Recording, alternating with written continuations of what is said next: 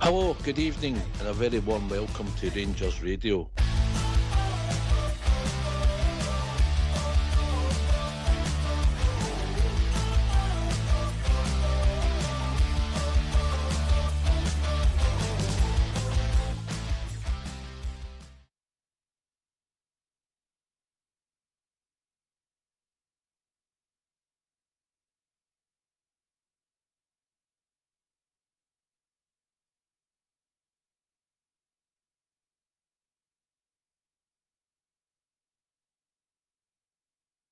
I've done a bridge, man. Hello, good evening and welcome. Welcome to Rangers Radio. Join myself, Oxford.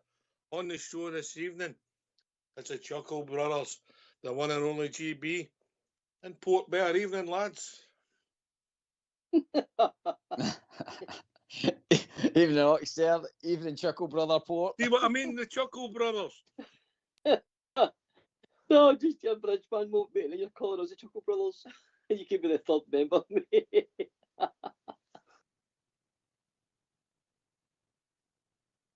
Hi, Evening, Port. Evening, GB.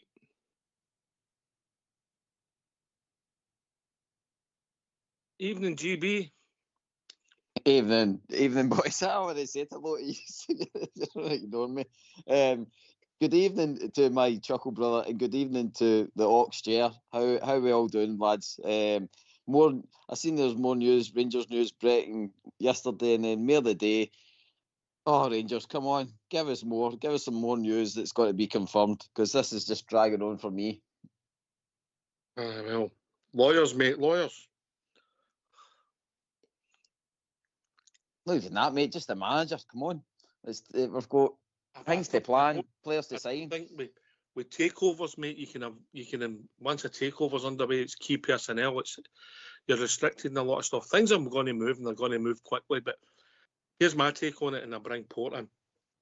With Dave King, the time I looked at it, last night, and I thought about it. He said it's 90% done. I think then it's the football side of things in Scotland, the fit and proper persons, and all the things have to put in place, and that'll be the last bit, and it'll be done. Port Bear. I agree, mate. I think if they're listening to Dave King's interview on Talk Sport, he basically confirmed it's almost over the line, but the due diligence part still is going on.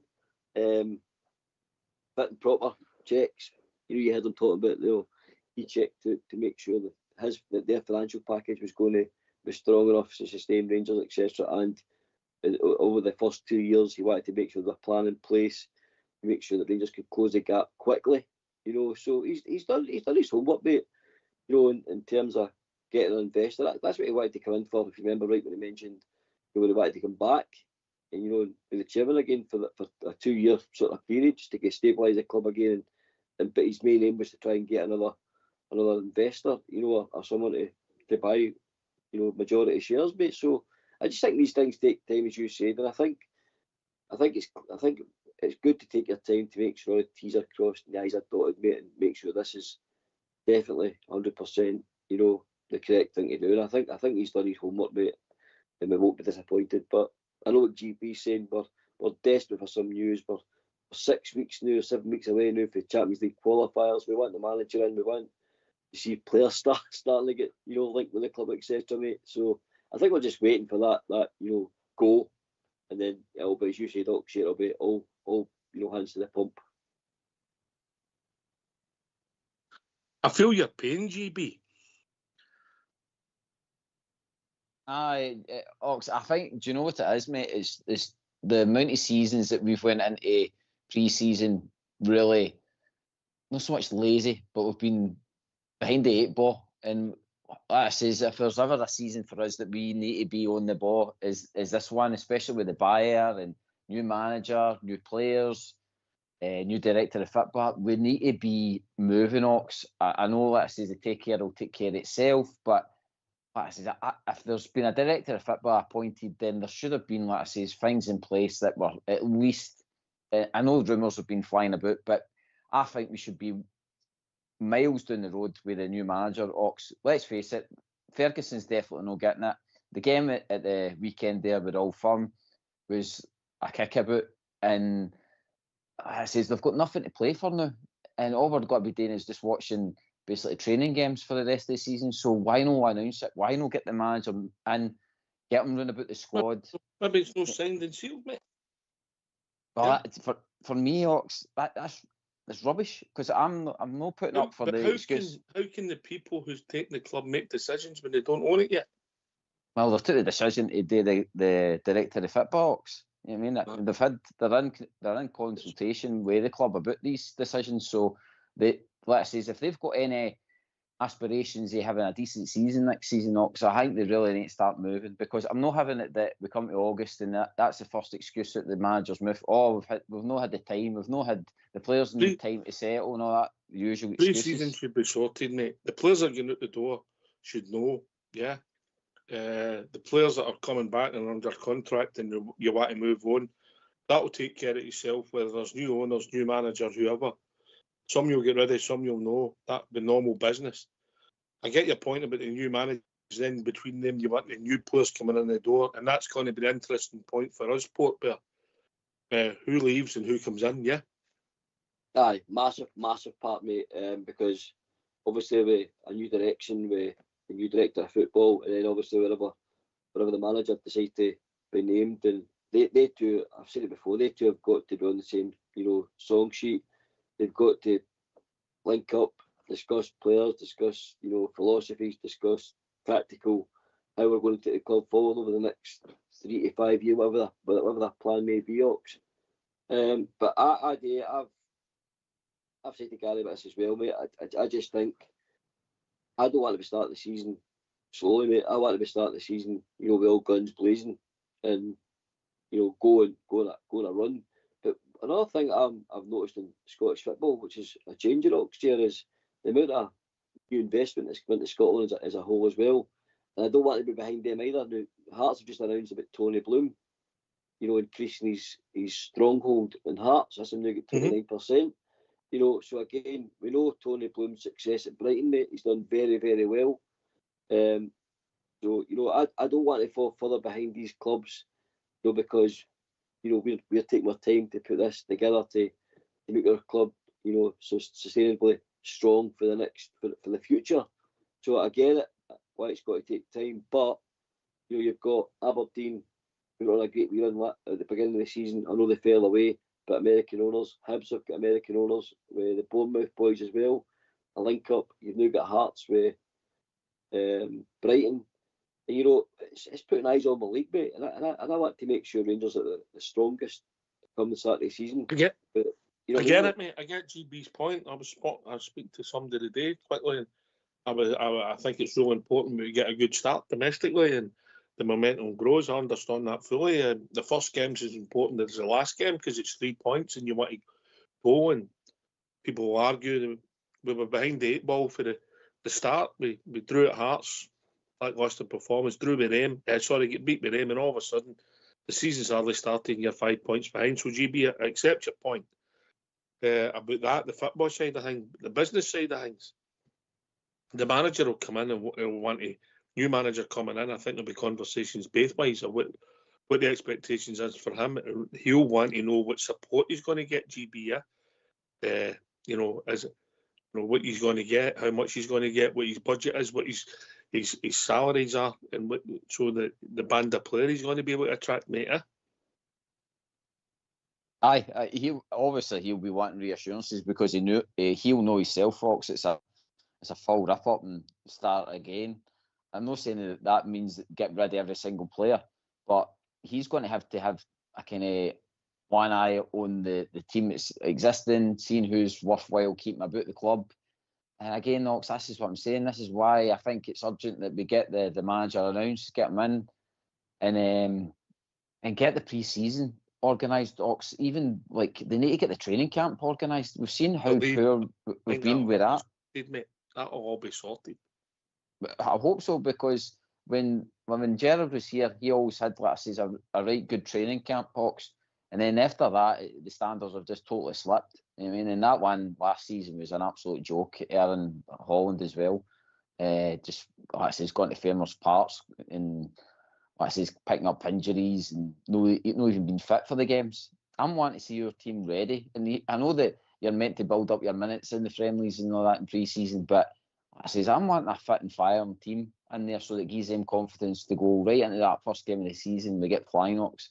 Name your excuses. I'm tired of them, Ox. I'm tired of them saying that, oh, we need time and all this nonsense. No, I've seen it with other clubs, Ox. They can come in and they can have a good pre-season and they can start well in the league. We've seen it for far too long.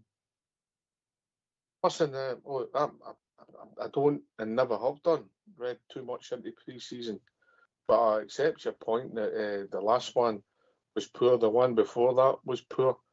You know, we had a game. Michael Beale with a game. Who was played Olympiacos, and he told them after the game. We were chasing shadows, and they told us that he'd run them hard that morning. And you're saying, well, where's the logic, Port? You know, I get GB's point about that, but if you watch the first bounce game at pre-season, you're not expecting them to be as fit as they should be 4 weeks later, Port.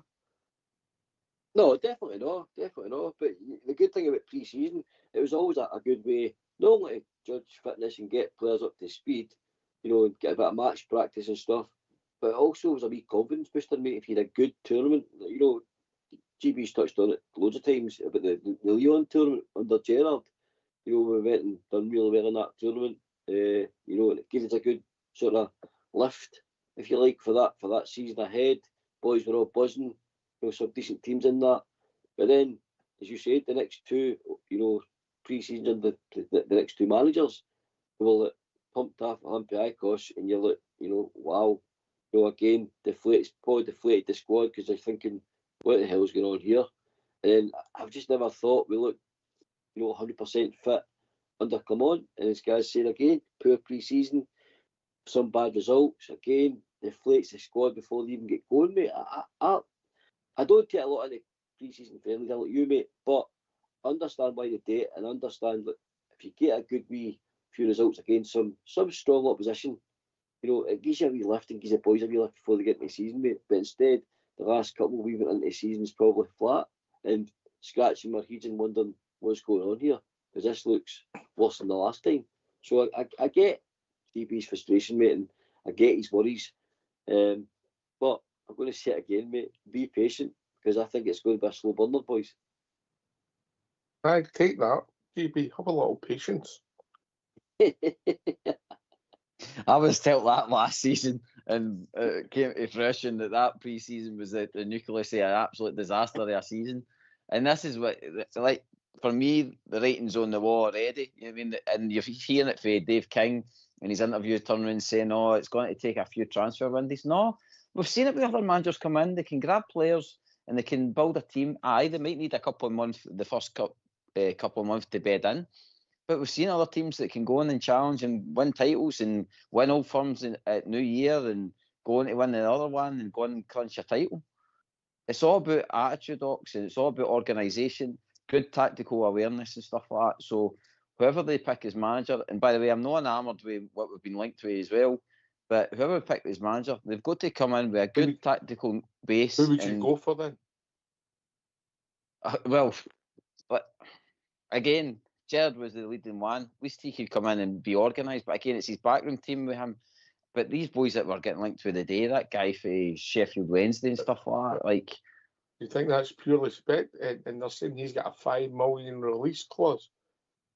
Well, we've got the dough, Ox. Like, I wouldn't be surprised if they go down this route. It seems to be all Germans and stuff like that we're getting linked with. And that's because it's BE Day, mate.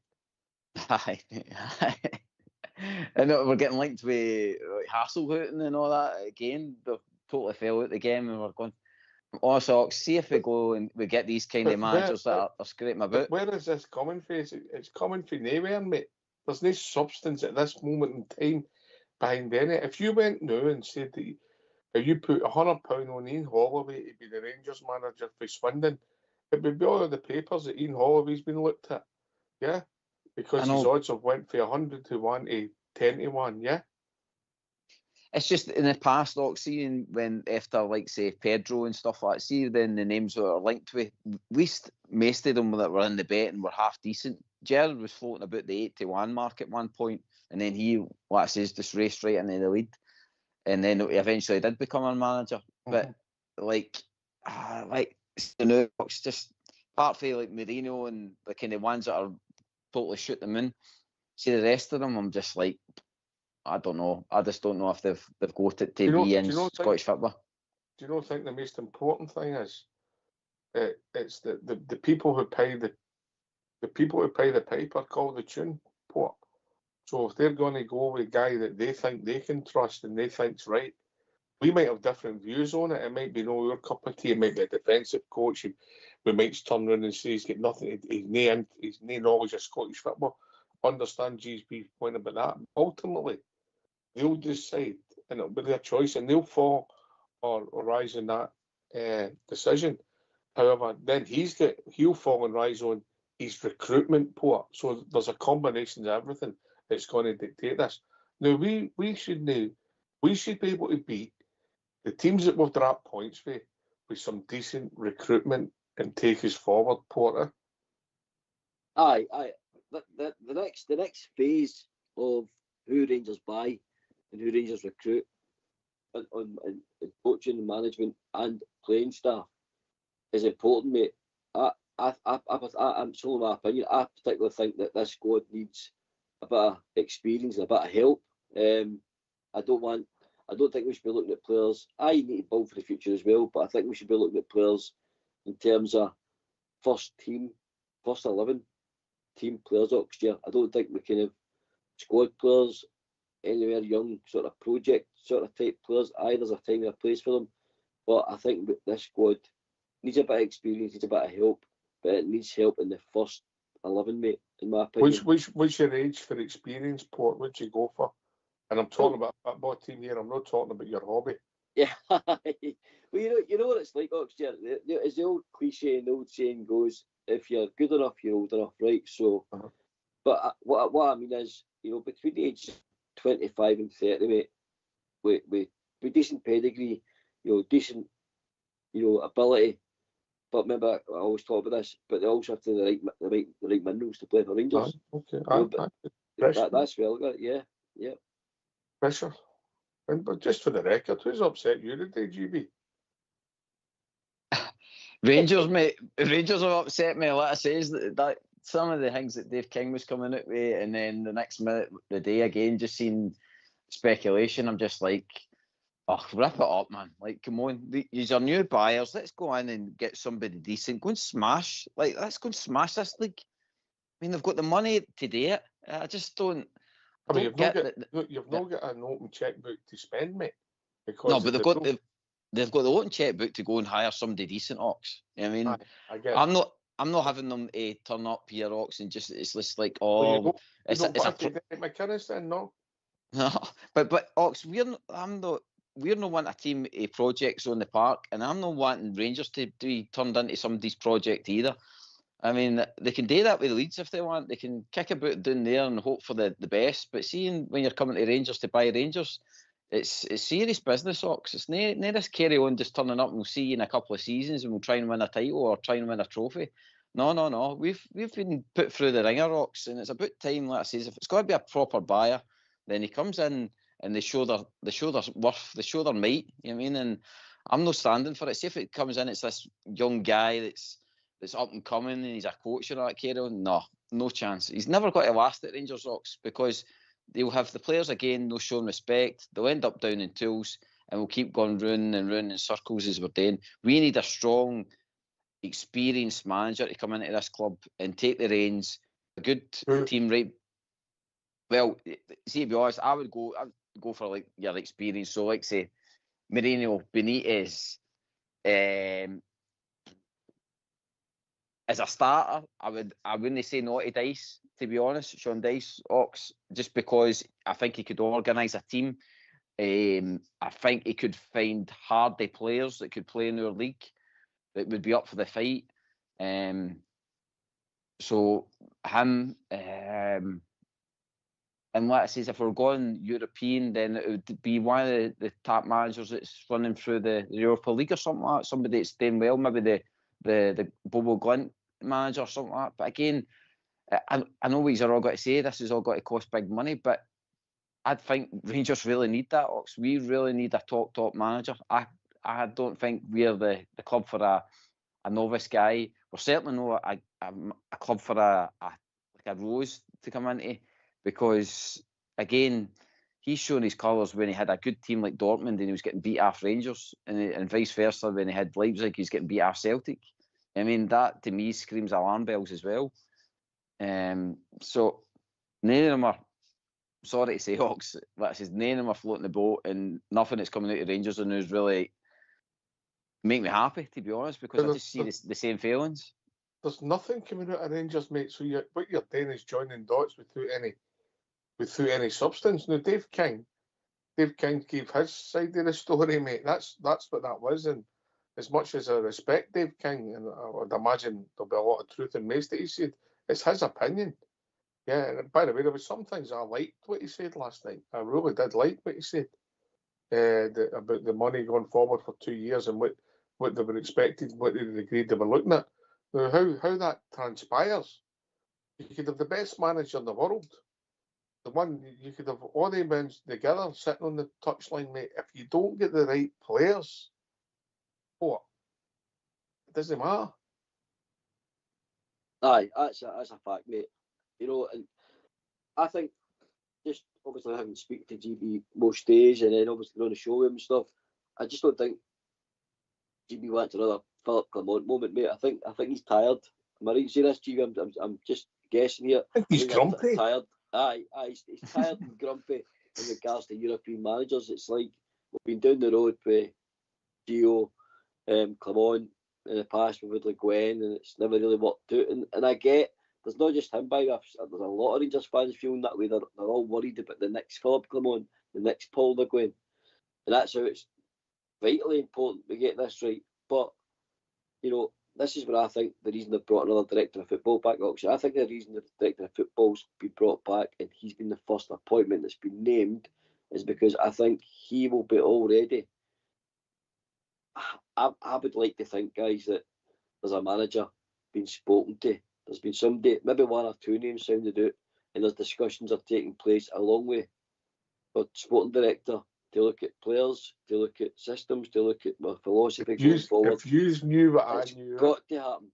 If you knew what I knew, Aye, if only, mate, if only. But I'm just talking from a business standpoint and a season ahead standpoint. There's got to be conversations taking place with at least a 1 or 2 and a 3 in management terms. There's got to be. We can't be sitting here, you know. Are you telling me you don't think there's been conversations? No, there's got to be. There's got to be, Oxshire. Are we in danger of having an absolute explosion at the start of the season? Because we'll be trying to, as Gary touched on, behind the 8 ball, trying to get players in at the last minute, try to do this, try to do that. You can't bring any players into May's finish, mate. No, you can't. The planning, you can be planning, you can be looking. You can plan, you can speak. They might know their budgets and what your top wage is, who you're trying to get ready. You can make all that plans. Yeah. All that, if you like, the spreadsheet Excel plans. It's then get them into fruition, getting your targets in. You might have, let's say, GB, there's 5 centre-halves that are within the price range that they want to go to. 3 of them might not want to come to you. You're left with 2. And then the other one, somebody else comes in and he chooses somewhere. That's football. So you make the plans and you go with it. But we might be shopping at a slightly different market. But we'll not be going against some of the teams and then we'll be going up against Real Madrid for players. That's not going to happen. It's not going to happen. But there's a lot of plans on the table, and there has been discussions about the manager. Let's just say, when was the visit to the stadium? A couple of weeks back. Yeah, last week. But last week it was. Mm-hmm. people were in town for a couple of days. Join the dots. Oxford, I'm telling you, like, it's all my opinion, right? The manager, this is all my opinion. That the new regime, director of football, and the next manager know already. I'm telling you, they know already. They've got to know already. That's all my opinion. TP. They better know already. Like I says, they better be on the ball, because I'll not be buying your my jersey and all that nonsense. But like I says, we can ram it, because. So you just ski up then? No, I'll be there. I'll be there, but I'll not be chucking stupid money at them if they're not got to chuck their money at it. You mean? Like I says, Hawks, it's got to work both ways. And like I says, I'm just fed up of this. Oh, here we go. Like, well, we need to get a couple of months to bed in, and like you say, Hawks, then you're 2 months in, you're like 5 points behind. The pressure's on the manager and all the rest of it. Yeah. Come Christmas, you have a shaky moment and you end up drawn away to Aberdeen on a cold, wet night. And then the next night you're going into that Old Firm, must win. You lost Old Firm, then the season's there. I mean, it's just, nah. Come on. But maybe we need more supporters to get behind the team and not to put up a white flag, mate. No, I'm not saying put up the white flag, Ox. I'm trying to push the new owners to make sure that they're no wet behind the ears, and they're what it says, they're going into this with their eyes wide open. There might be a lot of things, mate, but they're no wet behind the ears, mate. Well, as it stands in New Ox, I think they're just coming in and it'll be like easy Aussie. There we go, we'll vote the club. There's your manager, right? We need to give him time. By the way, we'll try and get in transfers. We'll bring in a squad. And, oh, by the way, you need to get the squad time to settle. We'll see how we get on next season. No, it's another season without trophies, right? No bother, we'll try again next season. No, I've had enough of it, Ox. There's better than that out there. And like I says, it's about time somebody stood up and went to grab it. Before they took over? No, I want them to step up to the plate. If they're serious about Rangers, Ox, I want them to show that they're serious about it. I don't want this, we need 3 years before we can pull out a trophy out of it.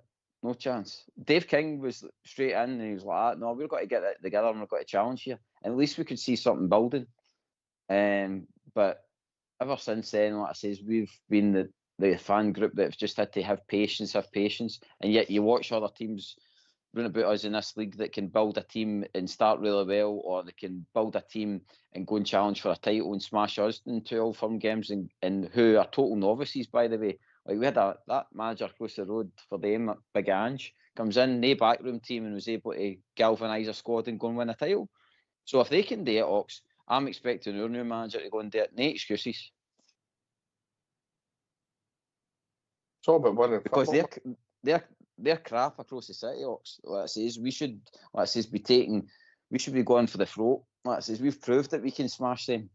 And like I says, it's just the rest of the teams in the league that we need to deal with. But like I says, this new manager coming in should see that Celtic's not the issue. It's time to deal with the rest of the league. You just need to win football matches, GB. It's getting recruitment right, getting the right players in. Because obviously we know some of these players will be leaving. Some of them aren't good enough port as well. Some of them are too inexperienced and need to learn their trade better. They might end up all right, but there's a combination of a lot of things. We had a goalie who all of a sudden couldn't catch the ball, you know? Aye, that's how I'm saying to you. In terms of recruitment, listen, see whoever gets this job and whoever's in the line for the job. This is a big project next year. This is not just the way it was previously. There's a new regime come in with some financial muscle, because like Dave King says, the previous board and members on that board have got financial fatigue. The money's not there, and if it kept going the way it was going, the gap was going to get bigger and bigger, and Gary was going to get angrier and angrier. You know, bust a blood vessel. You know, so I just think this is a huge job, guys. Massive in terms of, you know, who's coming in, the backroom team, etc. And then what you're saying, Oxia, the recruitment, which is the most important. And this is what I'm saying. You've got guys like Raskin, Diamandi, who are still young in their trade when they're in terms of football. And there's a lot of players like Yefty and that who are better, younger players. But in my opinion, mate, they need help. They need a bit of experience around them, because right now we're relying on them to be on the pitch. week in, week out, and it's almost like learning on a job. I don't know if you agree. To me, that's what I'm watching. I'm watching young boys who are getting a tough time at times, and domestically and in Europe, and make mistakes, and it's costing us, and it's looking terrible because they're learning on the job. We're expecting guys like Butland to step up, John Suter, guys like that, who know the British game, who know the Scottish game, and Suter, etc. They're meant to be their experienced players that are the go-to men, Tav, etc. as well. But it's not been happening, boys. The core group of players we've got in terms of experience isn't there for these boys to develop, and that's what always happens with your old pros or your more experienced pros. They're part of the development of these guys, and it's no coincidence that we've struggled to bring through people for Auckland and we're under 18s, etc. Because there's no a core, what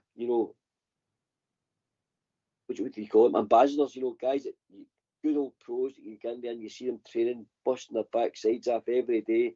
An example. That's what I was looking for.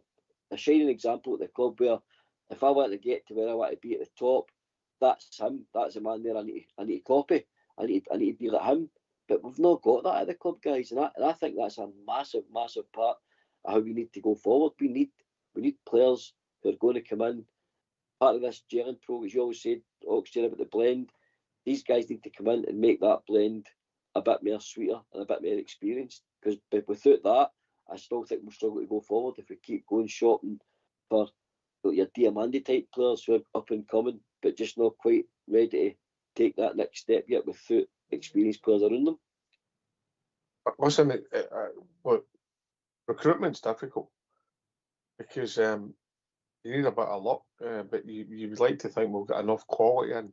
Whoever we get, we can beat the other teams. Bizarrely, and as an if we win our next 3 games, the top 5 in the league, we'll beat them all head to head this season, which is mental, isn't it?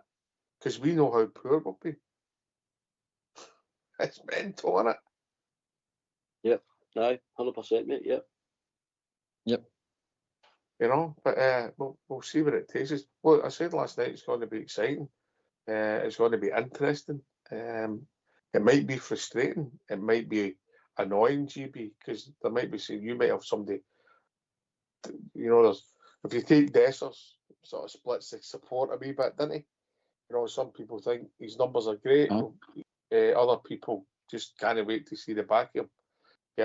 Yeah. Some people will be desperate to get rid of him. Some people will be saying keep him. Ultimately, it'll be down to the manager. The manager might say, "I'll get rid of him," and Dessers say, "I'm staying. I'm not going anywhere." And that's the problem you've got, and also the problem we've had for successive number of years, as Albert pointed out, I don't know, 3 or 4 months ago, when he done a list of players that's played and how many games they've played over a space of time. It was frightening. It was absolutely frightening because you can't go forward when you're paying these guys and they're actually contributing. We accept injuries, GB, are part of football. When Danilo gets his jaw smashed, you have to deal with it and say, "Look, wish him all the best." But we've just guys, injury after injury after injury after injury. Now, maybe it's us that's wrong as a club and we brought them back too soon, or the guys just aren't robust enough to cope with the demands. I don't know, or a combination of them, but we have not been getting value for cash. And if we get value for cash, beat all the teams below us in the league, and that will set us up to win the league, GB. You're right, Ox. The thing is, as well, we've not been operating like a proper football club, especially in the medical department. So I do salute the 49ers in that sense, that they're actually getting a proper director of football and with good experience.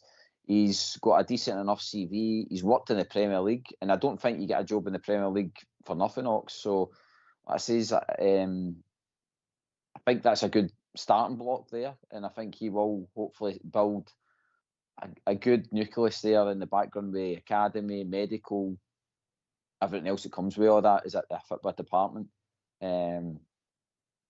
It's just like I says, we need to get moving, Ox. That's all I'm saying. We just really need to, like I says, get the ball rolling on on next season. This season's done and dusted, and like I said, I'm not expecting the manager to come in and then sign 10 players just right off the bat. But what I'm expecting is them to come in and let us know what the lay of the land's going to be, where he's got to take them, what's his setup going to be like tactically, what he's looking for, what his hopes are for the transfer window, all that kind of stuff. Rather than leave it to 2 weeks before the Champions League qualifiers and say, oh, by the way, team's not ready. We'll get our best shot. Don't worry about it. You mean you don't want us going at the last moment and buying Robin proper? Is that the point you're making? Exactly, mate. Or it's like, oh no, we can't get our signing in the now because he's away on holiday for 2 weeks and he's thinking about it. You know what I mean? That carry on. So. But you will deal with that. Doesn't matter who you're dealing with football, mate. Aye, but that's what I'm saying. Like, we were hanging on. Like Clement said last summer, he's like, oh, we need to wait till the Euros is finished before we can start deciding on players. Well, see, to be honest, if we're having to wait on players and we're trying to get a squad built, we need to move on. Go and get the players that are ready. Go and move on to other targets, because we needed a squad ready for that, the start of that league, Ox. And see if we organise ourselves. I love you to bits, mate, but you're naive in football markets. Even the level at Port player, you can't get people to sign because they're all hedging their bets. Port bear. Aye, fact, mate. Aye, I've seen it down at my level when people were arguing over 40 and 50 quid and things like that. Because they've maybe got another 30 or £40 more a week at another club that's, maybe a tour drive further than for your house than one of your local teams. No, 100%, mate. These things, in regards all levels of football, when money's on the table and negotiations are happening, these guys look after number one, and that's the way football is now. We know that. GB, we've spoke about it on here many times. Loyalty in football's gone at all levels, and if these guys, if it was ever a thing, what? Aye, if it was, mate. Aye, if it was, but certainly what I think is the money has absolutely changed everybody next year. I think back in the day when you had guys like the David Coopers, them sort of players. I think some of them guys, that's probably the last year I would say, that sort of played, for the jersey, for the club. But that became a thing in the past as soon as the Bosman thing came into place, and then obviously all the inflated wages. I think that became, it was all about where can I get, where I'm going to get the most money, the biggest signing on fee, because that's a big part of it. Actually, that's even again down at junior level, signing on fees. I've seen people waiting. Played with a team for 5-6 years because they've been offered a bigger signing on fee.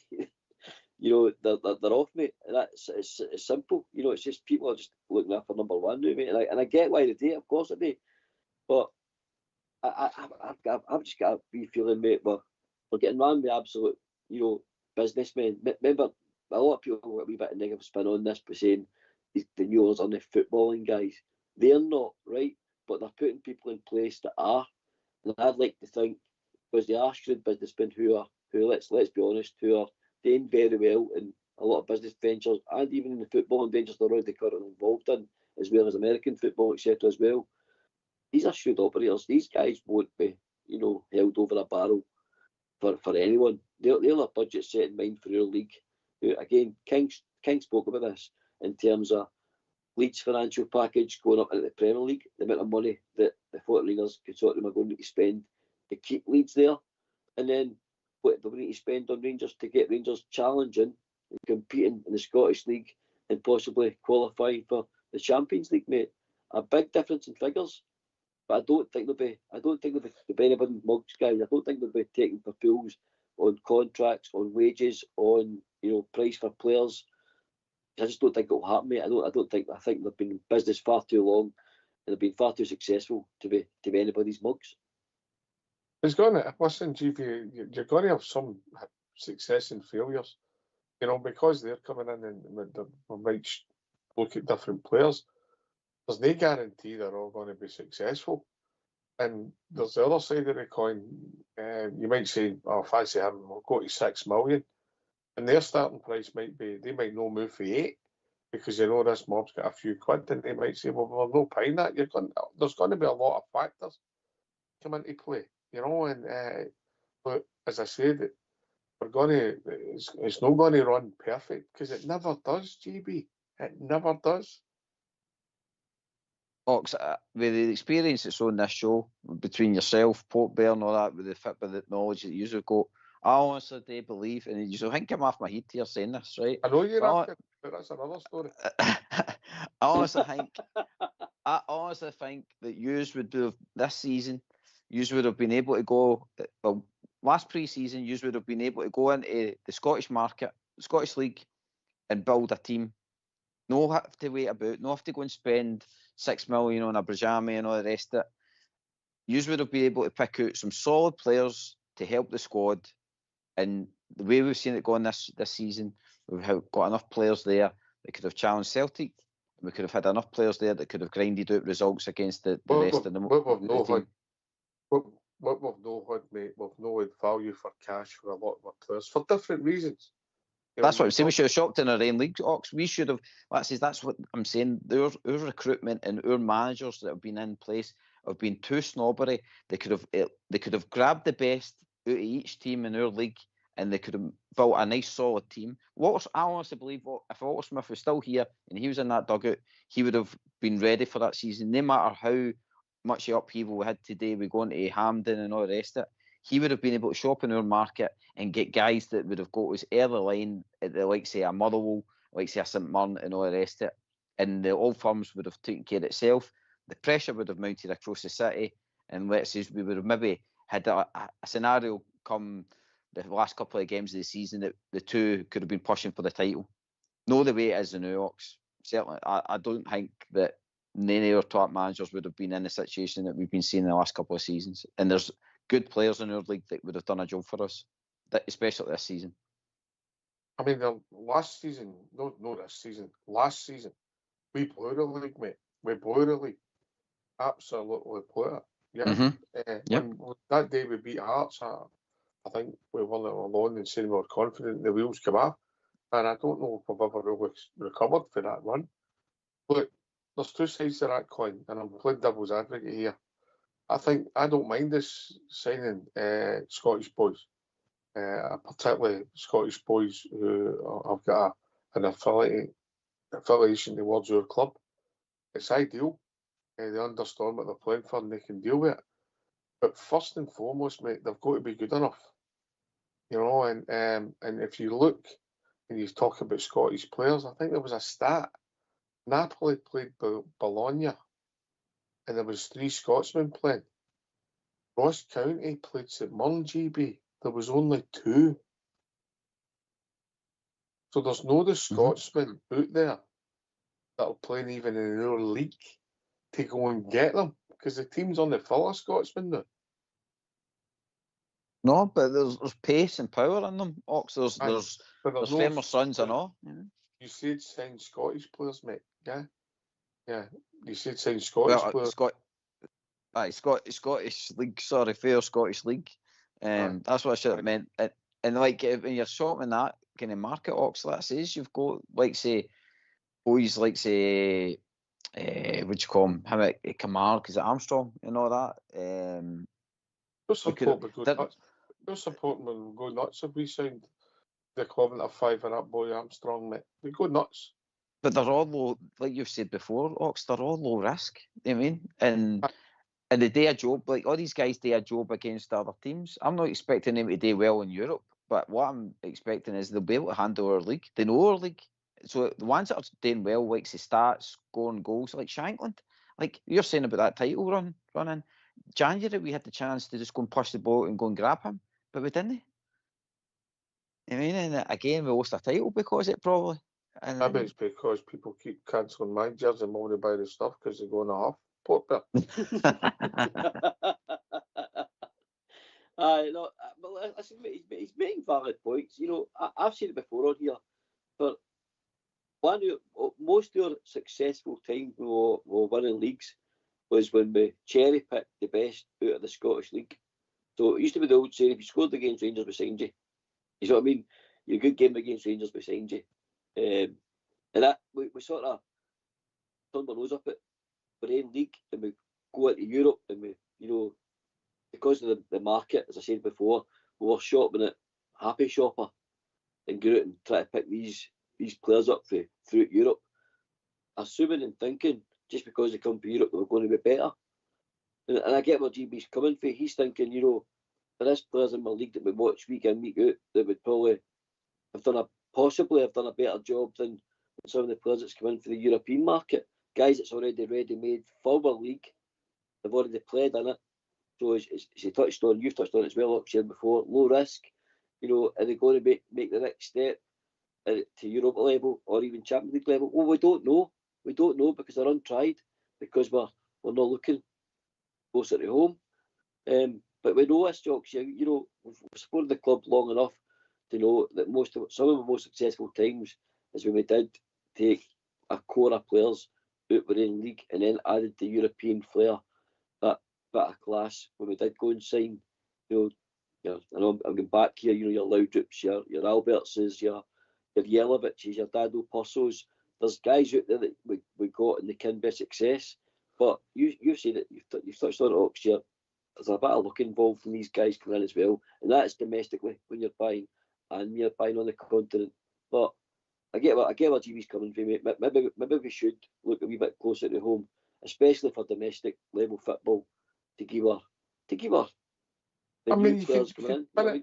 You can spin it anyway. There's been a lot of success in all your Scottish boys. We went to the English Championship, which is a competitive league, and thought they would be able to cope with it.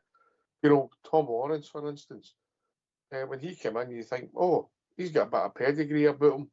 He's cut it well at Derby. They've had their issues, but he was doing all right in that league, which is really competitive. So Tom Lawrence has shown in fits and starts that he can play football. But over the 3 years, value for money, it's 1 out of 10. So that's the problem you've got. It's difficult. But when I look at Scottish football, and we talk about the boy Miller at Motherwell, I've watched him closely a couple of times, and I've not seen anything how he would get into our team. But people might argue if he was playing with better players, he would get in their team. Even when Motherwell beat us at Ibrox, I thought he was non-existent.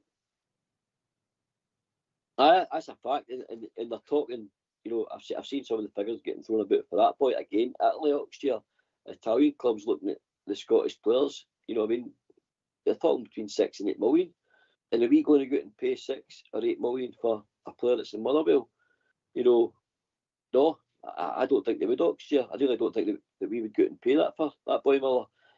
Again, I'm like you. I've seen him plenty of times, and you can see he's got, you can see he's going to have a future in the game, 100%. But I've not seen enough from Oxford that I would go out and spend that sort of money on them. Should we do it? I don't know. I don't know if that's going to be the Rangers sort of plan going forward. Only hindsight will tell you that. Exactly. If you sign him for 8 million, he kicks on, and you sell him for 15 million or 20 million because he's been so good for you. It's been the right thing to do. Good job, aye. It's got to be difficult. The Shanklin one's interesting. I know people will say we might have won the league. There's no guarantee. He might have been part of that team, and he might have got the blame for it. Because we started leaking goals. Ross County away. Where else? Dundee. We were shocking. Motherwell. Yeah, the game at Ibrox. We lost the goal against Motherwell. That was a catalyst for it. Obviously, we never won at Dundee, which hurt us. But look, it's a valid point, GB, but you'll never be able to answer it. And should we have brought him in? Should we pay £3 million for somebody you can sign X amount later? Is that worth it? And plus his wages? I don't know, mate. I don't know. Southside said this. I think he said it on there and off there. For some reason, we bring foreigners in, and we give them longer than we give Scottish people in the team. And I've never really looked at that closely, but that maybe backs up the point you're making, GB. Maybe Ox. I'm not saying that we need the full team full of Scotsmen or anything like that. I just think we should be still picking out the best of the best for the rest of the teams, Ox. It's been something like Port Bear says, we've done well in the past way. We've been able to, even like say, that Shinnie Ox, like seeing this season like we've had there the now, where we've been like we brought in young Barn. Shinnie's on the way out, but you give him a couple of year deal and bring him into Rangers again. He would have been like in there, like he would have been in their faces and try to drive our zone and stuff like that at certain games away from him. And I just think players with that kind of mentality, Ox would thrive in their team. Look at like Scotty Arfield, right? I'm not saying he's the answer to Rangers, but we let him go, and there he's been able to still have a professional career. Why could he have not done a Leon Balogun and been there in the background? Why could we not sign some of these players? Because of the position he played, mate. His legs had gone. He was done playing for us. He's went and played at a lower level, and he's no our league. No, in our league. No way. He in the team, mate. His legs had gone. Yeah. If he's being able to go, I don't know. If he's playing down in Bristol and all that, Ox, I think he's still playing at a high level. Who? Scotty Arfield. He's playing for Falkirk, mate. I know, but where's he before that? He went to America, didn't he? Didn't he come back? And they went down south. Did he not come back and then started playing for Falkirk? No, right way, no. He went down to Bristol or something. I'll check that out, mate. But I think it's 6 games, actually. I think he had 6 games with a club down in England. I think it just at no end of the season, a 3-month contract or something like that signed before he came up the road to go to Falkirk. I'm sure he did that, mate. I think he did. But he's not a starter. When he's back to America? Aye, I'm sure he did, mm-hmm. Aye. Mm-hmm. But he's not a starter, Rox. That's what I'm saying. He's not a starter, but he's a Leon Balogun. And again, like I say, this is what I'm saying. There's players in our league that could have came in. Well, Bolton it was. Bolton, aye. 12 games he played. So GB, do you mean like obviously not to start every week, but you mean having the experience about the dressing room, having that that Rangers man in the squad that again helps guys like Diamande, or you mean a guy that you wanted to start every week? No, see like games where we've been sitting going like that, right? We're sitting at 60 minutes here and we're not looking as if we've got to score a goal, and you bring on a Shankland, or you bring on, like say you swap out Barn for Shinnie, I mean, or you've got. Mate, you're. I've just had a message with Fox, mate. You have to report to HR at 9, and then you've got occupation and health at 11, mate. Yeah, and then we'll get the psychiatrist wants to see you at 1. Well, he's captain sides, Ox. It's Aberdeen sides that's been beating us. I know, but you can say that. He's also captain an Aberdeen side that never won in 15 games, mate. No, but against us, that's what matters. That's it. He's able to galvanise a team who are poor to beat Rangers. I mean, like I says, these guys raise their game and not the rest of it. But listen, even with good sides, mate, that were winning trebles, mate, we still lost games of football. No, I know that, but I'm saying as it stands now, we've had opportunities, Ox, to actually mount a challenge, and we keep going and buying dross for across the continent, or buying young boys who are totally not ready for it. Mate. Recruitment. It's recruitment. It's important, and getting players at the right time, right cojones, as Port says. Fit in your dressing room, fit in the position. Don't get injured. Yeah, there's so many factors in it, mate. You're going to get it right. You said about Big Godich as well. I mean, Big Godich again. That's what I said about Godich, mate. He couldn't play for Rangers now, mate. But boy could have played at a higher level. I said that about the boy. The other boy plays for someone. The boy plays in midfield. What's his name? Tall boy. Used to play with Dundee. Can't mind his name. Yeah, but I've never. I know you're talking about. They could have played Rangers, but that ship sailed. Shinnie's ship sailed, mate. If we signed Shinnie and Armstrong, there'll be a riot. Port better. I think now, because obviously where we're at, but I get where GB's coming from, mate. Maybe we were coming back to this sort of level, guys like that could have been fine. You know what I mean? And I just think where we're at now, GB, I just don't think that's the sort of player that we'll be trying to get, mate. I really don't. If it was Shinnie was 25 or 28, I think you're a different conversation. I just think because of where we're at right now, I think it's just things have changed, mate. If it's changed for the good, mate, because this me and you spoke about at work and stuff. We know things are about to change. We know we're not going to be shopping at Happy Shopper anymore. We're going to be shopping in a different sort of market for players.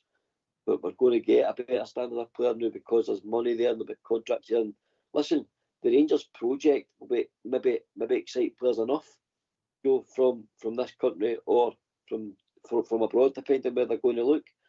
But it's one of the hardest things, it's only my opinion, Troops. It's one of the hardest things to get right in football, I think, is signing players.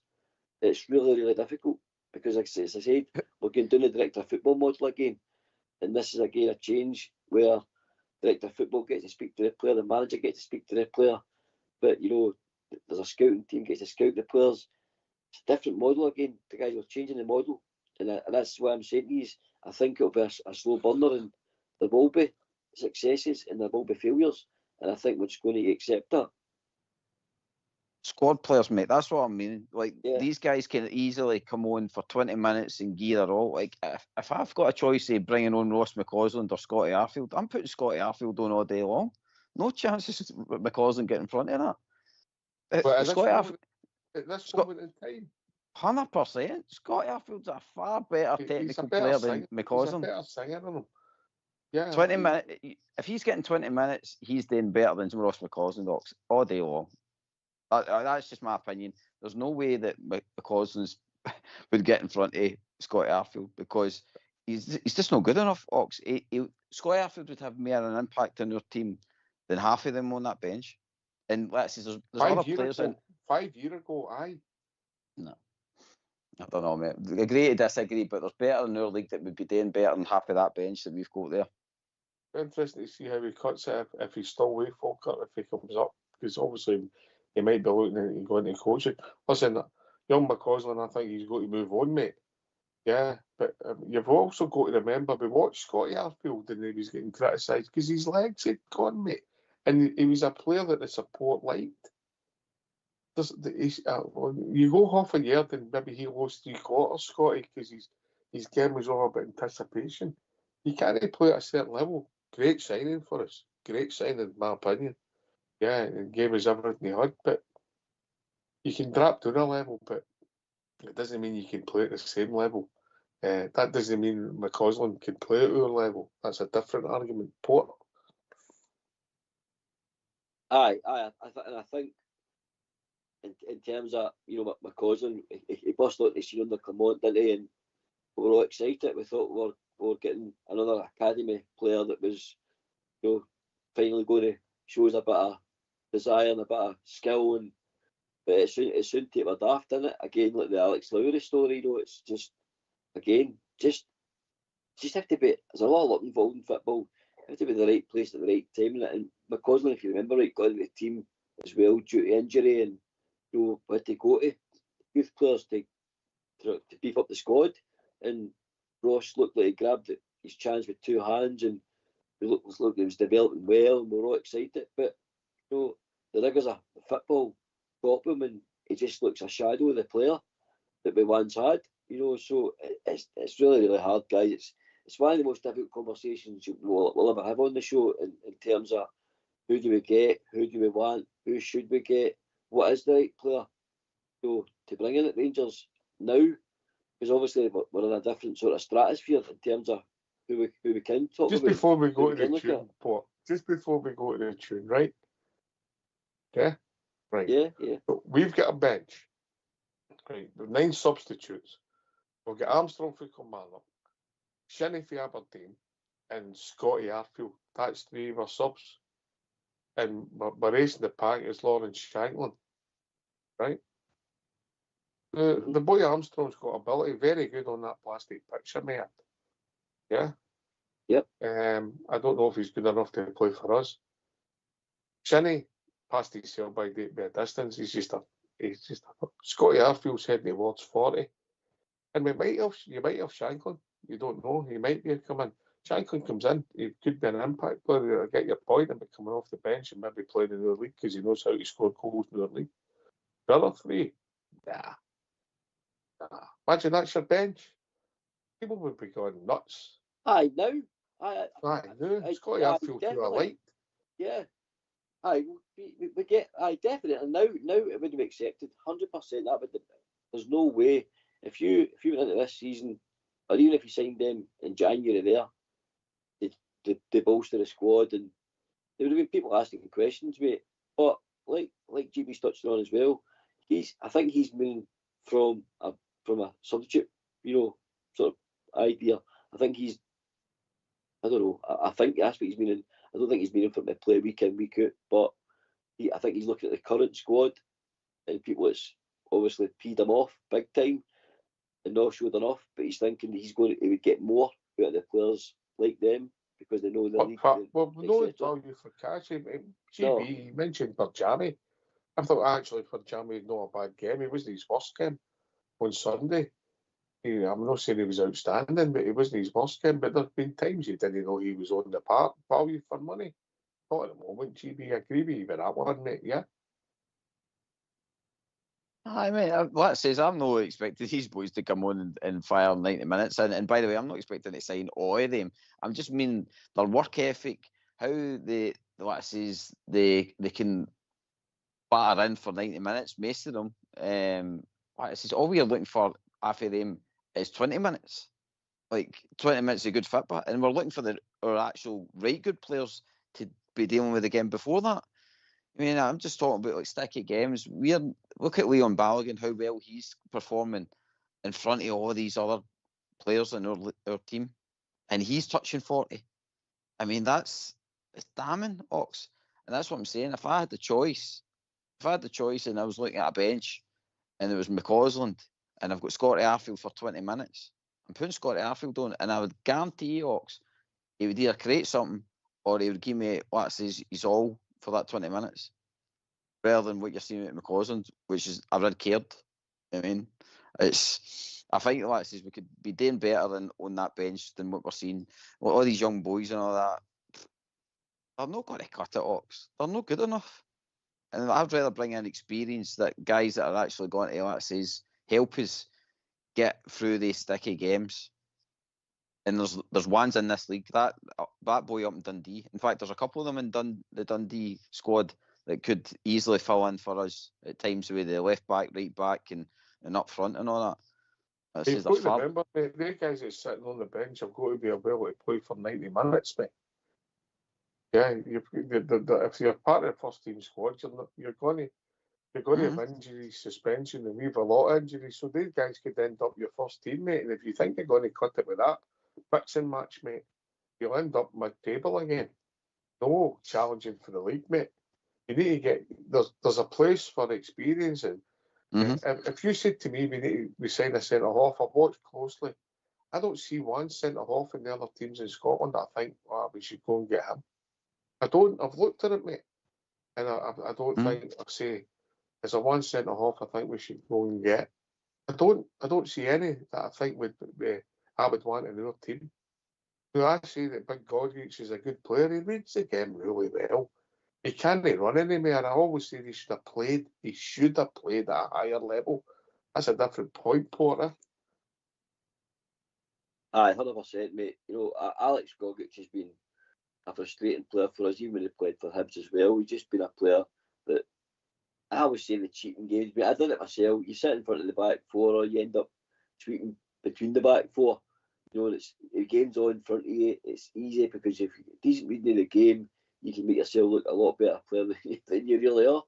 You know what I mean? But I get it. GB's seen players, when they play against us, and I always say, GB, anybody that plays against us, they always raise their games, in my opinion, they're at 50%. So you'll be watching that same player the following week against a Dundee or a St Mirren, and he looks like a midden. I've seen. You've probably seen it yourself. But I just think the conversation is different, guys, because I think these players that we maybe once looked at, the sort of journeyman of football, I don't think we'll be looking about that. I think if we were going to buy anybody for Scotland, it would be somebody that's going to come in and have an impact. Like if it was going to be Lawrence Shankland, who's, by the way, younger than Dessers and scored more goals than Dessers in a few seasons. I think that sort of player, but in my opinion, he would be an impact player. But we've been right past the tune time, boys. Oh, Better get yourself a mute, because we're going to have a tune.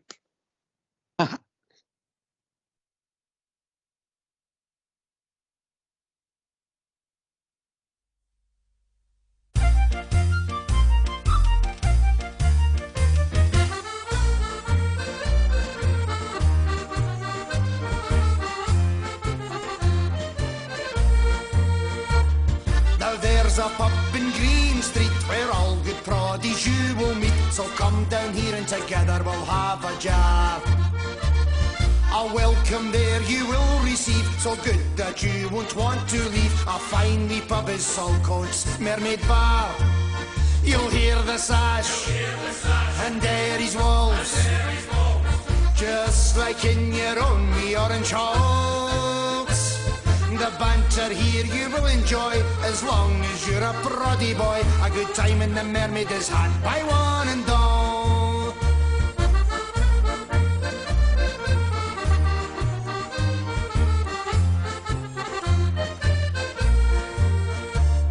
We all support the Queen and Crown. The prices here are the best in town, and the bar staff, they are one terrific crew. Everyone laughing, full of cheer. It's one tremendous atmosphere, singing to support the red, white and blue. You'll hear the sash, and Derry's walls, just like in your own wee orange halls. The banter here you will enjoy, as long as you're a proddy boy. A good time in the Mermaid is had by one and all.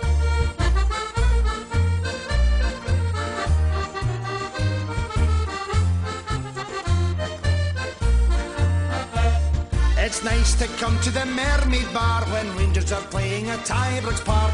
You'll forget your worries and all your cares, singing songs against the tunes before you watch the Rangers win. For everyone here supports the Teddy Bears. You'll hear the sash, and Derry's walls, just like in your own wee orange halls. The banter here you will enjoy, as long as you're a proddy boy. A good time in the Mermaid is had by one and all.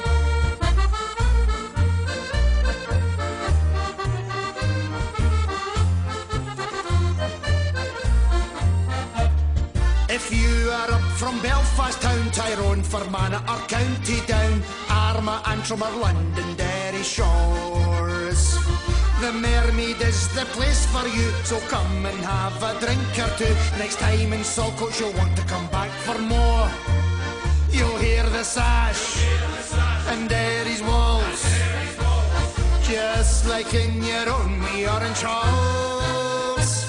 The banter here you will enjoy, as long as you're a proddy boy. A good time in the Mermaid is had by one and all. You'll hear the sash, and Derry's walls, just like in your own wee orange halls.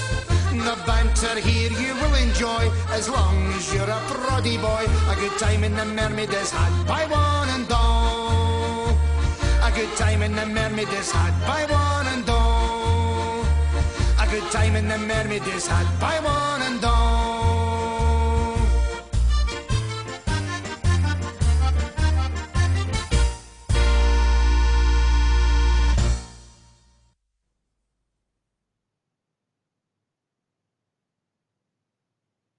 Hope you don't get a director of football job, JB. That's me and my Snickers. God.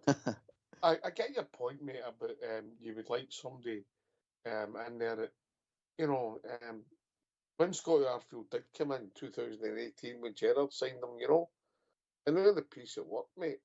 You know, we go, what did we get? 4 years of him? 4 years? 5 years? Aye. Yeah, 5 years. 5 years of him, you know. He's been gone 2 years now, I think. Yeah. Yeah. Stephen Davis, mate, look at that as well. Oh, but you're talking about a Rolls Royce, a football player, mate. Yeah. But remember when he first came back, everybody was saying his legs were away and all the rest of it. He's done. The next minute, they all clicked again. You're talking about a guy, you know, Britain's best cap football player, mate. Rolls Royce, a football player. For me, personally, You know, maybe people, you don't realise how good he was. And we never, unfortunately, because of what happened, we never seen him at his peak. Port, No. And even first time round under Waller, mate, you know, he played all over the place. I mean, I remember, especially in the Manchester run, he played on the right side, you know, but almost a winger. You know, he played all over the place under Walter Smith, mate. He was just at the time, and I think that's why he didn't get to respect and enjoy what he was as a player.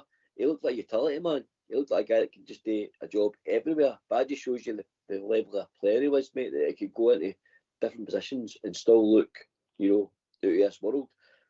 But when the time he came to play with Rangers again, the second time round at centre mid, he probably wasn't at the same level in fitness in terms of where he could get about the pitch the way he used to be able to get about the pitch. So, I would love to have seen him at his pomp at Rangers when in the centre of midfield, because I still think he's probably one of the best Rangers players I've ever seen, mate. And people think I'm nuts for saying that, but Stephen Davis for me is definitely my top 10 for Rangers players. Well, there was a time when him and Pedro Mendes played together. I thought some of the football was exquisite, mate. You know, but I have a lot of time for Stephen Davis. A lot of time for Stephen Davis, the man, as well. But I thought he was a better football player than we ever get credit for. Just the way he read the game and he made things happen and kept it simple, mate, and worked so hard. You know, but listen, GP, you're saying we can bring in somebody that's 33 years of age with the influence of Stephen Davis, the attitude of Stephen Davis, and you get 3 or 4 years of him, I'll cancel your appointment for HR because I get your point, mate. Aye, mate, I know. And they're hard to come. I know they're hard to come by, mate. I know. This is where, like I say, I'm hoping, like say, the 49ers, where their scouting system that they have got across other clubs and stuff like that they'll be able to help Rangers. They'll be able to either get guys that are maybe not getting a game for their first team, but they would be able to come up here either on a loan or a loan to buy or something like that can do a proper job for us and bring a bit of quality back to Rangers Rocks. You mean, like I would just love this to be linked with the players of old, like. I mean, even the linked with the managers that used to be linked with and stuff like that. You look at it now, Ox, and you're just going, what's going on here? Like, are we just a? Are we just a? Are we linked with who? What back in the day? Aye, who? Like Advocate and all that. Like when Smith was going out and we had the Advocate, and obviously, like I says, that was the time Murray's was going down the pan and all, but. We've had years of this, Ox. It's time for us to have the good times. Remember when Advocate, we had to get a guy in who wouldn't won nothing with Motherwell and Hibs, and he came in and had to didn't he excite the support? Wasn't he a top manager? Wasn't he? Yeah, and he galvanised the squad. What? Galvanised the squad, didn't he? Aye, had to think me. So what, mate? It's like everything in football. I mean, Advocate came in and for 2 seasons the team was out of this world, and the wheels come off.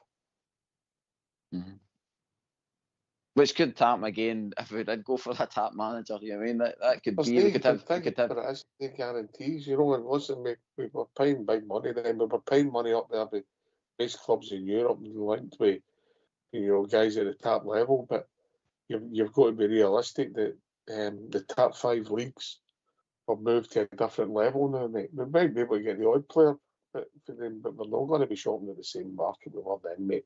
Even with the 49ers, because what they've done is their financial fair play's kicked in. We'll be able to bypass some of that because there's opportunities, but you then eventually hit a ceiling, Porter.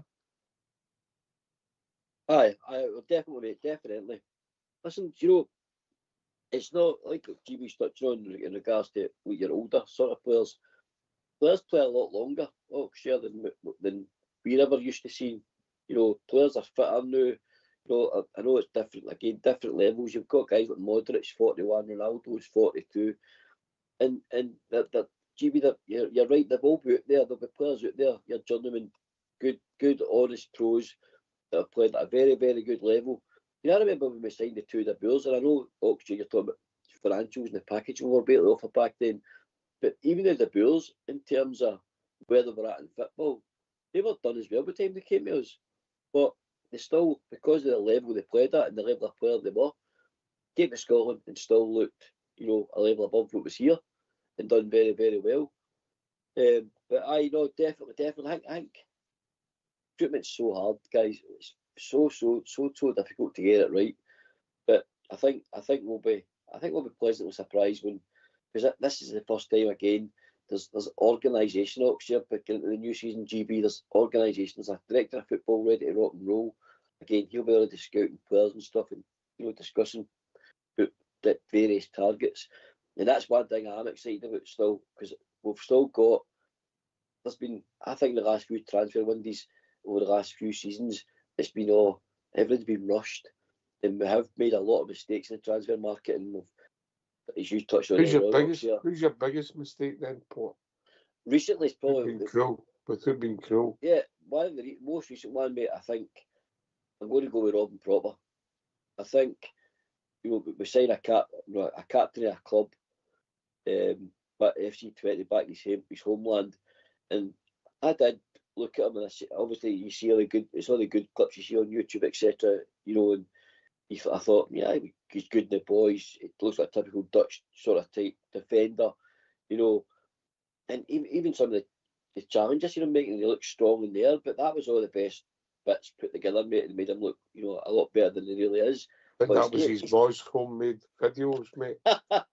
Aye, possibly, mate. But then he's came to this country and came in January, you know, I don't know, maybe we can get a different player at the start of the season with a full pre-season with better players in him. I don't know, but in my opinion, he's been one of the. Is he going to get quicker, Port? Is he going to get No, he's quicker? not. You can't get him quicker, mate. That's the problem. That's one of the biggest problems in football. You can't make somebody quicker.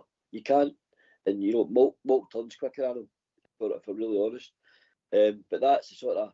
But again, Oxford, it was a rushed buy, wasn't it? In my opinion, it was. What's that way, mate? It was rushed, and I think that'd be another big difference for Rangers right now. We don't need to rush. We should do our homework, you know, do your due diligence, and sign with reports for your scouts and reports for your director of football, and obviously the manager will hopefully go and watch a few games that you'll get to see these players in, or the manager might have a few ideas as well. You know what I mean, mate? But I think that's going to be a big important change next year, GB. I think the fact that there's guys in place now, and a team in place now, a director of football is in place to make these things happen and get it right. The spreadsheet should be done, mate. Who's available? What's your budget? Who you're going to get? And then if somebody comes in and there's more money, or you sell somebody and your budget increases, that moves and thingy, and then you've got to get them. But you might have somebody say you fancy for Spain, and he's like, no, even if you quadrupled that money, I'm not coming because I don't want to play in that climate. You'll get all that. Yeah, you might get boys from England that will say, nah, I don't want to come and play in the Scottish League 4 times a season. You get all that as well. You know, but GB, same question to you then. Who's the biggest letdown?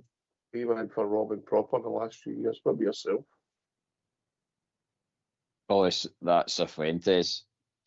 I thought when he was coming there for that LA and all that, he was going to be a right proper good attacking midfielder. And chuck in Cortez along with that as well. What a disaster he's been. And we're signing this guy in the summer. I know the big South Side's still got hope for him, but if again he's back fit, Ox, the team's absolutely dire at times, and he's still not be able to grab a shot. That's a big worry for me now as well with him.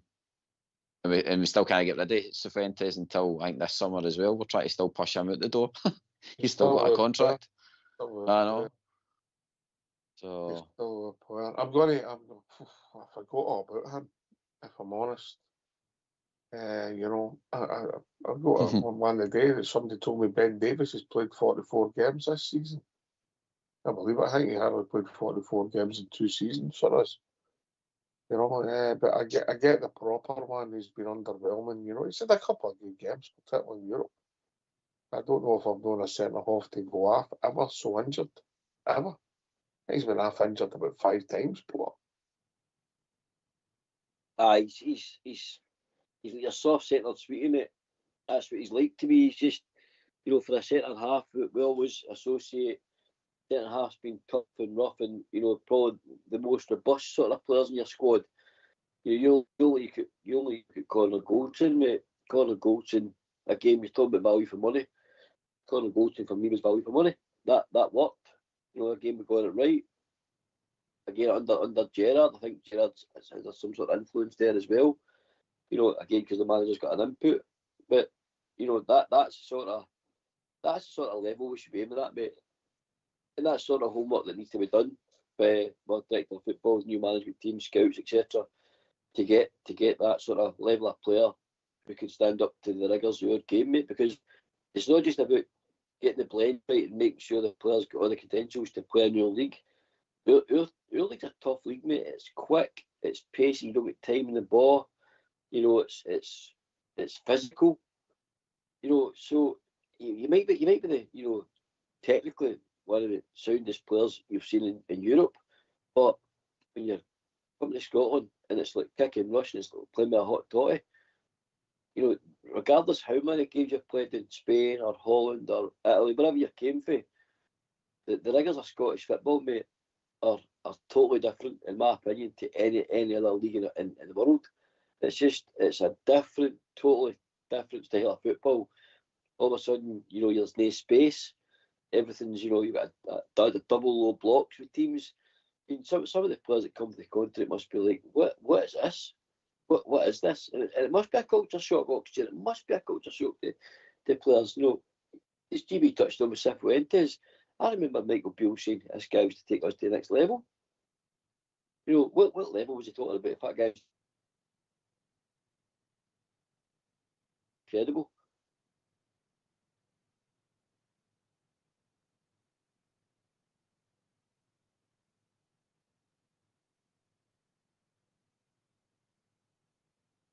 I think he was taking us to the down level, mate.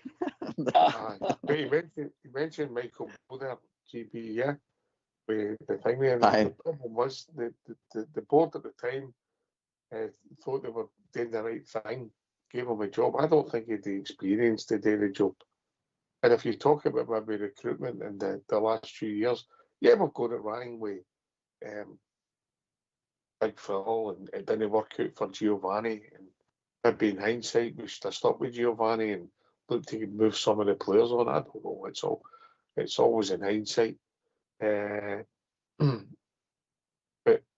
when Beale came in, mate, and I think that was an error. We gave him too much influence in the club and the recruitment. He was doing everything, maybe with the best intentions. But you mentioned Cifuentes, if you look at it, you know, we brought Danilo and Dessers in. Now, if Michael was here, he'd say, look, I gave you Dessers, 47 goals in 2 seasons. He's been a hit. Yeah. Mm-hmm. He's maybe no watched them every week. Danilo, you can tell Danilo's got ability, but he's not been on the park often enough. You know, and then you go back to, you start looking at some of the other players they brought in. They've not been successful because they're not playing. I've championed Big Sterling on here. I still think his best position is a hot midfielder. Or he's played his best stuff for us as a hodded midfielder next to John Lundstrom when he was fit. But he's not been fit often enough. Value for money, nowhere near it. And I've championed him on here. You know, saying that I would play him as a hodded midfielder. Southside said he thinks he's a right back. He's played times that he stepped in and played at centre back, yeah. But with the piece, he's not been a success because he's not been fit often enough. So if you say who for me the biggest miss is, I get Proper, I get Cifuentes, but I think it might have been Michael Beale. And that's nothing against him personally. I think the mistake was he was getting too much freedom. Iox, the way you go, like you just mentioned, Danilo, Dessers, Lammers was in amongst that as well, and Cifuentes. They were all heavy hitters in the transfer market. They were all big spends, weren't they? And that really, I think that probably ate up the Bassi money, I would imagine. That must have just totally wiped all that out. And then now we've had to carry them because, like he says, Cifuentes got shipped out, couldn't hack it. Lammers got shipped out, seemed to have scored goals when he was played out as a striker. which Beale again couldn't do. Beale gets Cantwell in the January, and then in first game of the season puts him on the bench against Kilmarnock. Again, what you doing there when you've actually spent some serious... Well, you didn't spend money on a transfer on him, but you probably gave him a decent wage. And then, like you says, Danilo's new. It looks like a hot horse ox. He looks as though he's got to be a guy that's never got to recover for this kind of knee injury. And then Dessers is Dessers. And any other team would be a decent backup striker. But again, we know what happens with him when you leave him out for too long. He just gets even worse. He's got to play, but when he plays, he misses too many chances. Like say that game at the weekend with Old Firm, he had that kind of swinging leg shot. Any decent striker would try and control that and bring it down and then rattle it in the bottom corner. But you can't say that Danilo, as much as I've got my problems with Dessers, you can't say he's not a decent striker, mate. If you just look at pure stats. No, I'm not saying he's no. That's what I'm saying. But he's a decent backup striker. He's no your number 9. 47 goals in 2 seasons, mate. We don't have numbers that often when people reach that in 2 years, mate. Is he the biggest enigma I've ever known? Do you know that you mentioned that game against Kilmarnock? That's a famous game in Rangers history. You know why? No, go and tell me. What? Sorry, I missed the question. That day we played Kilmarnock when Michael Beale was a manager. That was a famous day in Rangers history. Do you know why?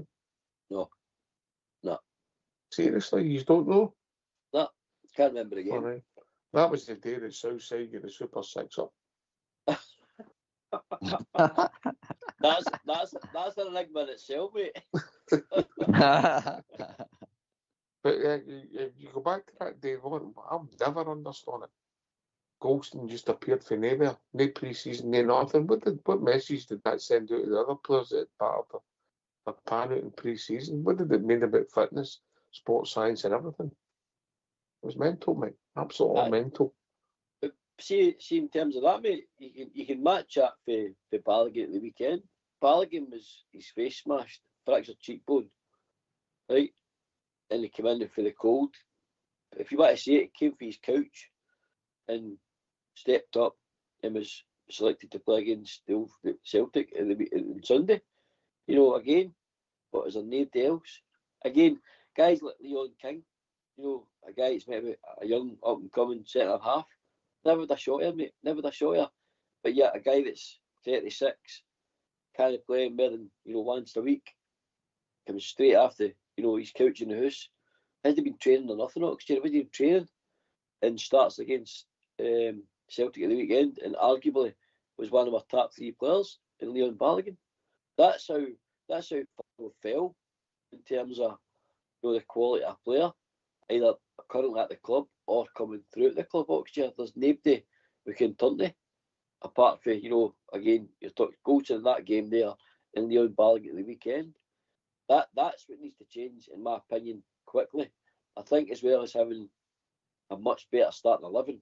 I think what's on the bench, and this is where I'm saying, GB, I don't think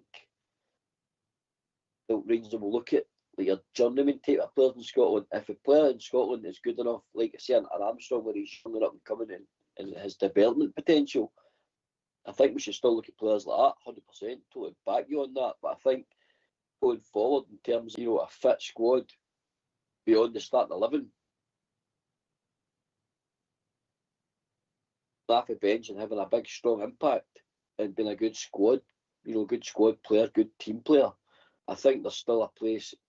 But I agree with GB, there is a place to look at home and get, fill your squad with, players that are potentially could make the next step. It's difficult. They weren't in the red zone. That's what was up Oxenport. All Balogun and Golston, they must have been in that red zone that they keep talking about. Nonsense. I don't think we've been a better team without Golston. I understand fully getting rid of Golston, but I don't think we've been a better team. he had his faults, mate. But he was an organiser, and Proper's no come in and done that sort of. He's had some good periods in the season. Is he going to be your number one centre half weekend going forward? I don't know. It'll be interesting. But, a lot of things are going to be interesting. But Big Balogun, the support like him, didn't he? I mean, he was our best defender on Sunday, and he gives you everything you got. You wish you got him 10 years ago. Well, was quite a few years ago when they came in, 2020. Was it 2020? 21? Can't remember. He came in and he's left us and come back. We brought him back. Brought him back. He just come back in the summer, didn't he? Or no, Michael Beale brought him back in. And then he got his contract extended. Listen, I get it. Give somebody a 1 year extension. Give him another year because they don't let you down, but you've got to part ways at sometimes. But I like Leon Balogun. I like his attitude. I wouldn't have minded seeing him at 26, 27 playing for us, but I thought he was our best defender at the weekend, GB. He was, Ox. Then you just wonder, like you're saying, we always seem to get the players that are the older pros seem to come here and they actually do well. Most of them, like look at Defoe and stuff like that, came up here and ripped it up and on. And you just wish, like it says, you could get a hold of them 10 years younger, but try to, like you says, when we're shopping in the 10 year younger markets, like the money's just crazy, isn't it? It's hard. But I definitely feel that, as Port says before, that there's definitely players like that, Ox, that we can just try and get in the squad that will help the team in sticky games, Ox. Just that guy with a bit of magic that can come off the bench. And like I says, there's players. This is that boy up front for Dundee. Is he Simon Murray? I mean, again, sticky games, bring him on. They can snatch a goal for the Ox. Just why they nuisance players. I just think that he's a low risk signing, and just compared to what we've got on that bench, if we're got to go down a road, and I really do hope that he's all right, that the East 49ers are coming in and they are going to actually take us to the next level and got to be doing some serious good recruitment. See if we're no, then we need to really think outside the box and try and build a team that's going to at least make it hard for Celtic. You know what I mean? There's places for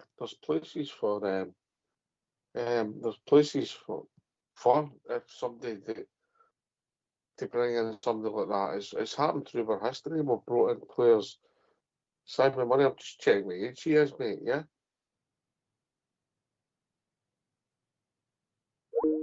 No, same as Shankland. Is he even about that? No, he's 33, mate.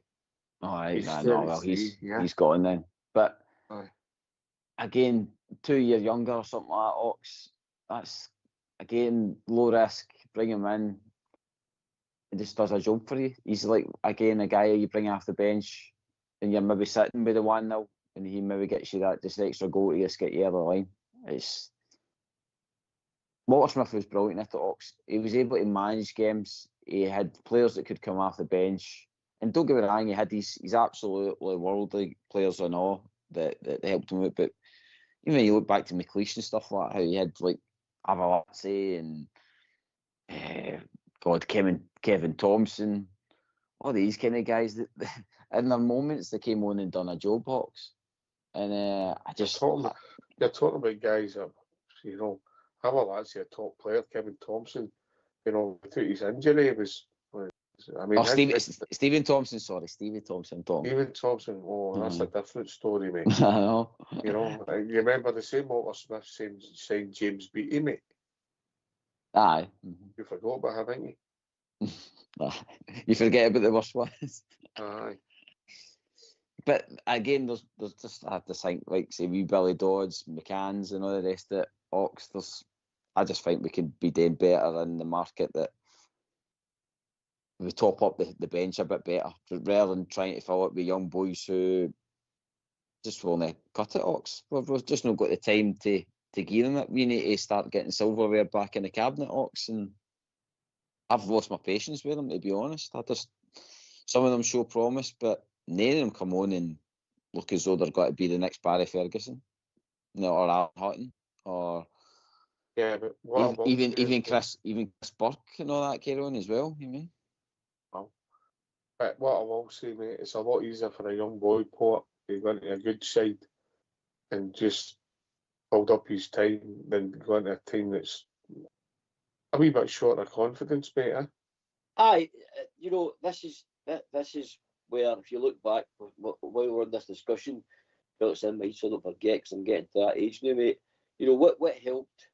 If you remember back when we had guys like the De Boers and Avaladges and Possos and all these great European stars that we had in our team, when we did go to sign domestic level players, what a difference getting to a team, guys, that's confident, that's got quality, that it's got good European pedigree and experience. And you've came to use Neil McCann as an example. He comes into that squad. The team's getting built under Advocate. It's got your Arthur Newmans. It's got real top quality. They've really bought well. And what helped Neil McCann and any other Scottish player that comes in at that time, Chris Boyd, is playing around guys with experience, playing around guys with undoubted quality. All of a sudden, don't look out of place, because to stay at that level, you just need to play at your top, and these guys will provide the rest. And this is what could happen with this current squad. With your Diamandis and Raskin might go to the next level. Say they go and sign another centre midfielder with a bit of European pedigree. Again, maybe a level above Raskin. That will bring Raskin on another level. That will bring Diamandi on another level. So it's all about being in the squad at the right time, and the timing's got to be perfect. But can you imagine being a young player like you're touching on, Oxford, and getting into that squad right now, when you're looking around for that role model, looking around for that experience, try and help you develop, try and push you to the next level. We're struggling. We're struggling up here. Aye, I get it, mate. I'm not saying that Raskin's world class, but on his trajectory, his form in the last 6 months, you're going to struggle to find somebody to replace Nico Raskin on his form in the last few months, mate. Because what he's done in a bad team has been unbelievable, mate. There's been games you think he's been playing on his own. Aye, which is incredible, mate. And as you said, say for talking sake, Rangers have to cash in on him in the summer. Say we get an offer that they can refuse. How much are you going to pay to try and replace that, mate? Yeah. It almost like going back to the drawing board again. You might have to replace him with 2 players, mate, and I don't mean that. Because you have to get it right. But do I think the team needs GB? I think we need some physicality and some pace. But we also need some craft, mate, because there's times where we've really struggled. I look at Journey, and he's got ability. Has he got pace? No, he hasn't. Can he run him by? No, but he's not got pace. To hurt. He's got ability. He's got that. He comes in for the left, in his left foot, and he shoots, and it's effective. His numbers, his goal scoring, pretty good. Yeah. He's had some good games for us. I read a stat, mate. He's only created 2 goals all season. It's just murder, isn't it? And to be honest, it was his nail in the coffin at the weekend as well, Ox, with his work rate. I felt it was absolutely totally off it, shocking. And then he's greeting that he got taken off. I mean, no wonder he got taken off, especially leaving that ball just to go to a Celtic player, and he could have easily got to it if he just actually burst a gut to go and get it. I agree with you. He's got something. He's got a bit of quality. He's probably again another guy that you would like to bring off the bench if you had a decent team on the part, a decent starting 11. But if we're going to, I think Albert said it the other night there, if we're going to even be thinking about spending 6 million or 7 million that's been quoted for him, no thank you. Like I says, we need to spend that on a proper top-notch striker. I would spend that money there. 7 million is not going to get you a top-notch striker, mate. Well, I would hope it would get something at a level above our league, Ox. I would really hope that kind of money could get you there. If no, then we are in a right bad shape, because if we can't... It's the market, mate. $7 million's going to not get you. You know, $7 million, you're bizarre as it seems, mate. Your English Division 1 teams are starting to spend that, mate. No championship teams. That's the problem you've got. The football market's went absolutely mental, mate. That's what I'm saying. You're saying they can't shop in our league because they're not good enough. But then, what it says, like, what else you got the choice for? You mean? It's a real pondering, mate. Listen, I don't know. And Mr. Fox has said that he said that he wouldn't pay transfer fees. He would be looking for players you get for nothing, that you bring them in wages and give them decent wages with terms in that. What the performance and win bonuses, they'll win bonuses, and while you're in the team and give them bigger money as long as they're in the team, you know, then you're getting value for cash. Yeah, well, look at the biggest, arguably the biggest team in the world right now, Real Madrid, who in the last few seasons, mate, have made an absolute killing on cherry picking the top talent for Europe. And I'm going to give you a couple of players who, you know, Rudiger, German international, played with Chelsea. Contract ran down, Real Madrid pounced. Boom, took him. Tchouaméni, who played in Monaco under Clement at the time. Again, contract runs down, they pounced. Mbappe, again, contract run down, free player, and they pounced. And the most recent one is Trent Alexander-Arnold, another player worth 100 million more. But like, again, a similar model to what Fox likes. Bring them in for nothing, offer a massive signing on fee, massive wages because you don't need to pay nothing for them, and you know, put you know, bonuses and development clauses in, you know, goal scoring clauses, whatever you need to do.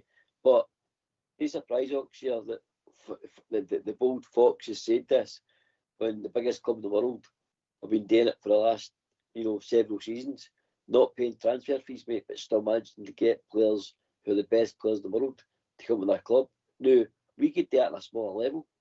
I'm assuming that's what Fox is getting at. You know, we could do the same, but on a lower level, because obviously we're not Real Madrid level, you know, but we could look at players similar who are in the last 6 months to year of their contract, start negotiating with them, negotiate with our agents, and put an offer on the table that they would find tough to refuse, Ox, here, because that's the Real Madrid model, who are one of the richest clubs in Europe, who could pay these transfer fees, no bother, but they're not doing it, Ox, here. So, you know, fair play to Fox, because he's maybe hot on something there, mate.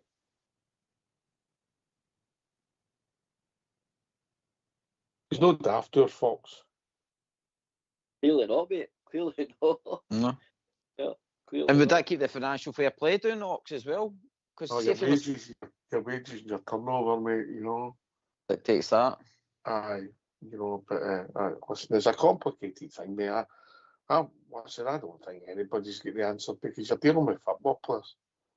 And what you get and what you end up with are two different things. The guy with the best attitude, the best trainer, best this, best that, dying to play for you, he's going to give you everything. Genuine injury. There's no guarantees. For us as fans, it's mental, you know, and we're interested in who we're going to sign. You look at Tavin Golson. Let's be really honest. When Gerrard signed him, Robert signed one and Gerrard signed the other one.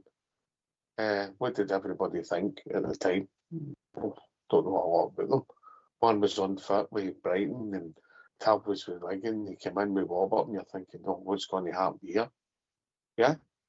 I mean, whether you like them or thought they were great players or no, value for money, aye, because they turned up and they helped us get to a level. Whether we kept them too long or we should have sold them is up for debate. But so they are there. GB, you can get them, you know. But it's difficult because you need a bit of luck. For every Tav you've got the young boy Yilmaz on the other side, mate, who, rightly or wrongly, is always injured.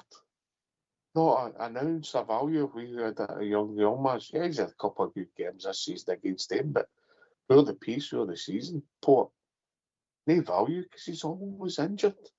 Aye, and again, it affects any potential sell-on value as well. So as well as you're not getting value for money for what you've paid, then you're going to, it's like a double whammy. You're getting hit at the other side because if you do decide, look, let's just shake hands and move on, you'll never recoup the money you spent. So it's like you're getting hit twice. But you know, what we really need next year, GB, and again, you can shoot me down here if you want.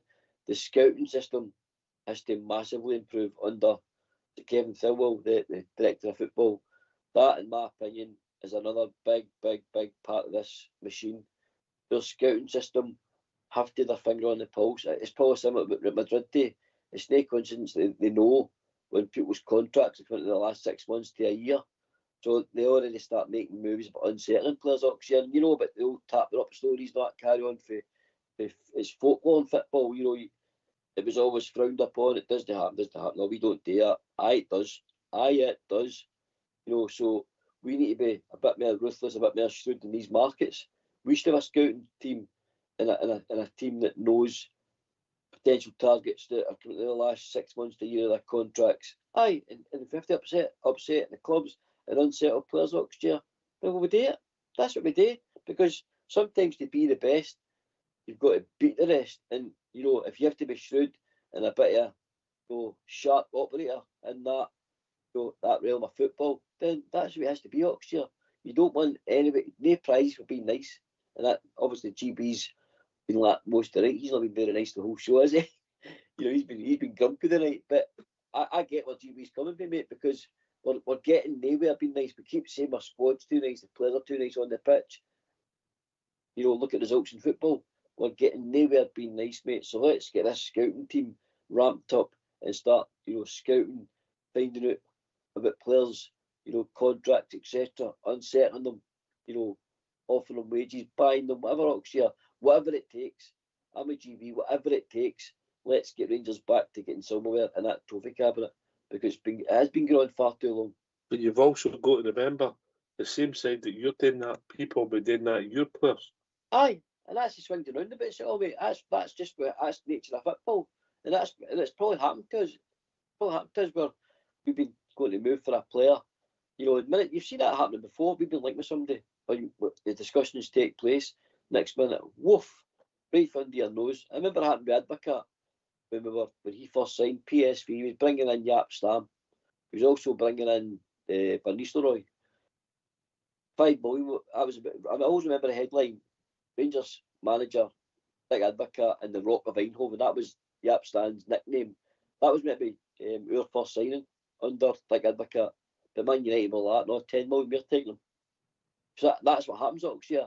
That's what happens. So you just have to have your finger on the pulse and be ready to rock and roll and go and get these players and get the deal done before things like that happen to you. You know what I mean?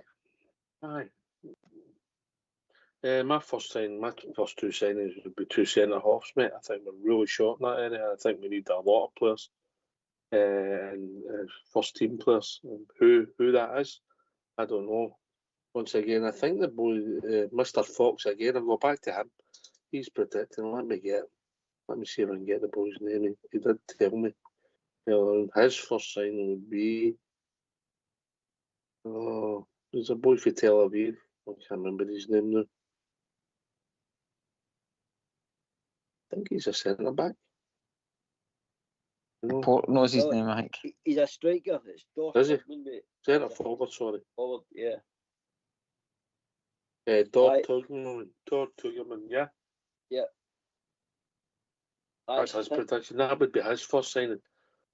My first signing would be a centre back. If you're doing it in order of priorities, yeah. But I mean, I'm not saying that the centre half will be first in the door, but my first priority is a centre half. I think we're desperate. I think Bridges been proved right. We've had Balogun, we've had Casemiro, we've had Sterling, who are utility players that can play in there. The only real recognised centre half we've had at times has been Suter. Balogun's been injured, Proper's been injured, and we need one more in there. Balogun's going to leave, maybe Proper will leave, and that means we need 2. 2 minimum, yeah, and it's going to be interesting. He keeps saying it's going to be interesting. It's not going to be dull, GB. It's not going to be dull. But you better get that Managerial. You better get that all sorted. You better be buying the strips. You better be putting half your salary into the share issue when it happens. Yeah, because I'll be after you if you don't. I'll be don't worry, I'll put my name in my back as well, so there's a big target there with the big 0 on it. Oh, you've done that. You've done that. You ought to see one of the messages I've had on my phone. Oh, I'll bring it on. I'm just sick of it, Ox. I'm even this week. You're frustrated, mate. You're married. Aye, that as well. Right? No, but I'm frustrated as well with the attacks on the club as well. Ox. No, I do. But I remember I'm trying to be PC. I'm already on a year for last week, so. But no, even like the attacks on our club and then what the club done with that statement about the Tifo and all that, Ox.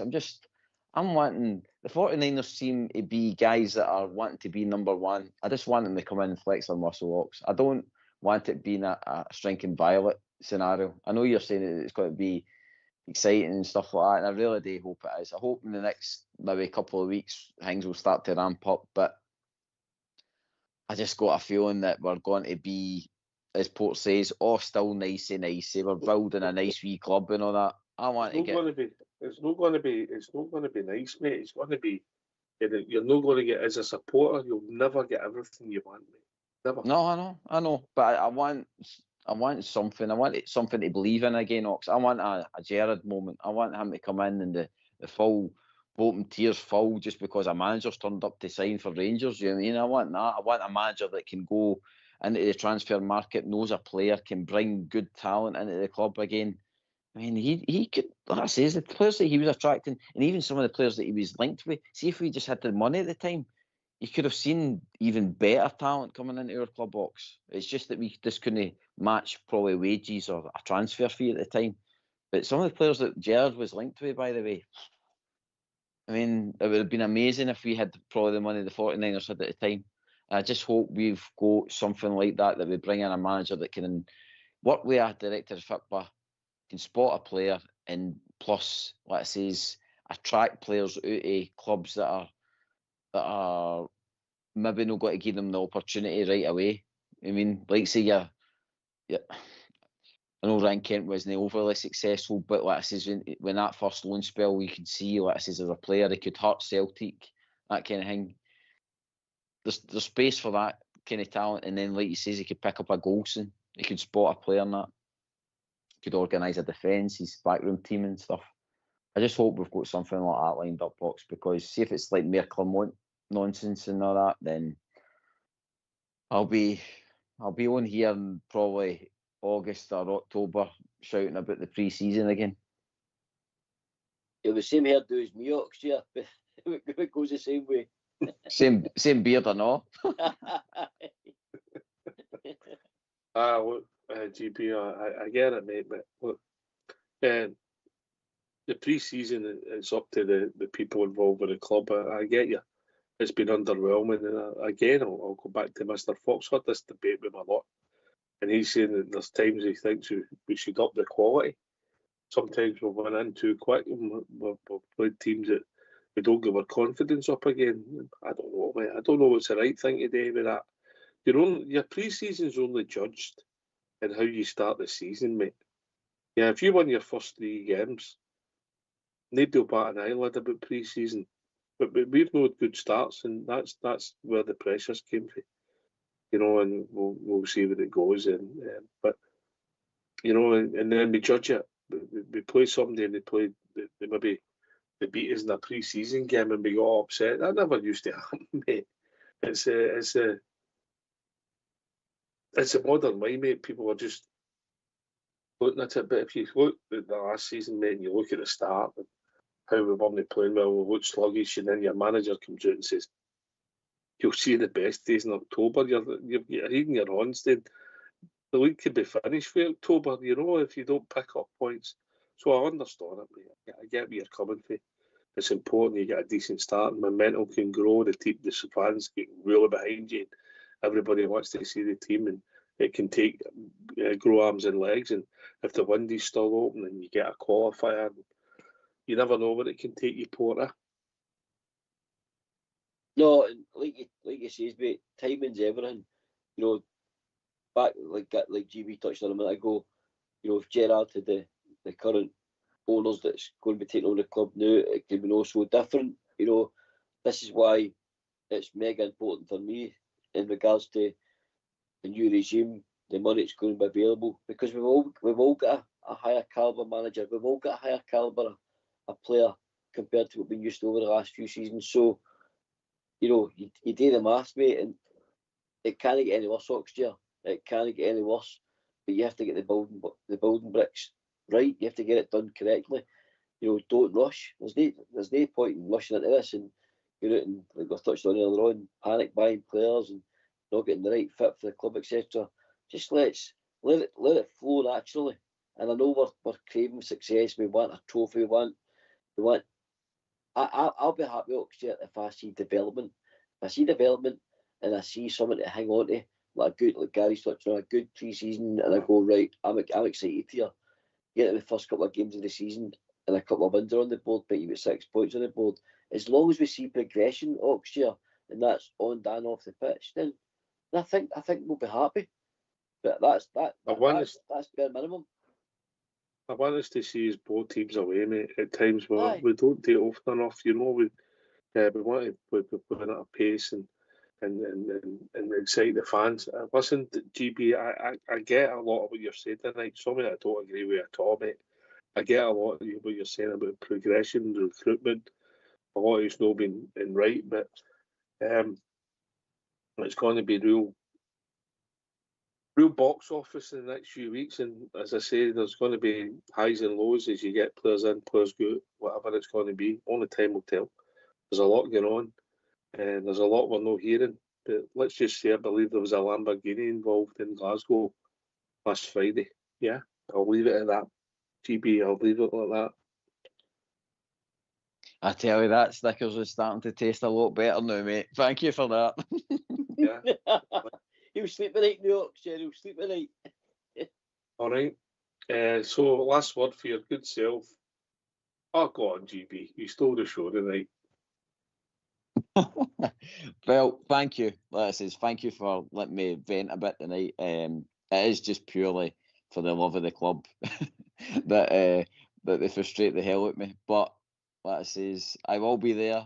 I will be eagerly waiting these next couple of weeks to see what they actually do. And Mr. 49ers, please, like I says, make us believe again. It's going to happen for about 3 weeks, mate, and a lot could happen, but you never know. Port Bear. Aye, mate, fair point. GB, we'll hug it out and work, mate. We'll hug it out, mate, and we'll make sure you're all right. No, great show, boys. Really enjoyed the night. I'm with Yorkshire. I think over the next few weeks, all this sort of pent up frustration in regards to, you know, not finding any. I think that's his problem, mate. I think you've just hit the nail on the head, mate. Well, they'll soon be let it out, because as soon as you start issuing and mentioning the new manager and the players, it's all going to come flooding out, GB. It's all going to come flooding out, and we'll have loads to talk about, transfers and managers' tactics and everything going forward, all the exciting stuff, mate. But like I keep saying in regards to the team, mate, GB, be patient. Good night, everybody. Pent up frustration. Poor GB. Listen, thanks to GB and Port for joining us here on Rangers Radio. We're working hard to get everything back to normal with the new setup we've got, so you can join us on the show, and hopefully we'll get it done soon, because we want more callers and we'll look to get it all sorted ASAP. But thanks for listening. Rangers Radio will be back tomorrow night between 8 and 10, talking about things Rangers. And please, everybody get their pen and paper, because Southside has promised me this is the week you get Southside Super 6 up. Take it away, Old School Board.